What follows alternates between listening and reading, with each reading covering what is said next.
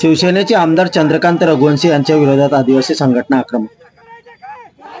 दिनांक 16 मे रोजी संध्याकाळी शहादा येथे शिवसेना संपर्क कार्यालय उद्घाटन प्रसंगी चंद्रकांत रघुवंशी येणार असल्याचे संघटनांच्या वतीने निषेध मोर्चा काढण्यात आला। आमदार चंद्रकांत रघुवंशी आदिवासींच्या जमिनी बळकावत असल्याचा आरोप संघटनांनी केला आहे।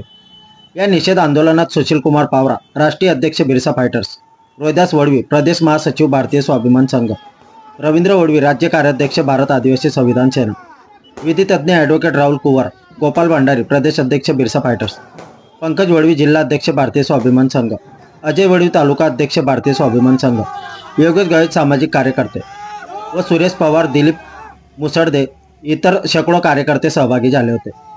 शहादा बसस्थानक जवळील चौकात चंद्रकांत रघुवंशी यांना बघताच आदिवासी संघटनांनी अचानक बॅनर हातात घेऊन काळे झेंडे दाखवत घोषणाबाजी करत आंदोलन सुरू केले।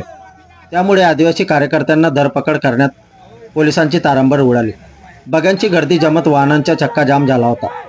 त्यामुळे काही वेळ वातावरण गरम झाले। पोलिसांनी कार्यकर्त्यांना पोलीस गाडीत बसून ताब्यात घेतले। पोलीस गाडीत आंदोलनकर्त्यांनी चोर आला अशा जोरदार घोषणा देत पोलीस ठाण्यापर्यंत आणण्यात आले। यावेळी आमदार चंद्रकांत रघुवंशी यांच्या विरोधात आदिवासी संघटना चांगल्याच आक्रमक झाल्या होत्या।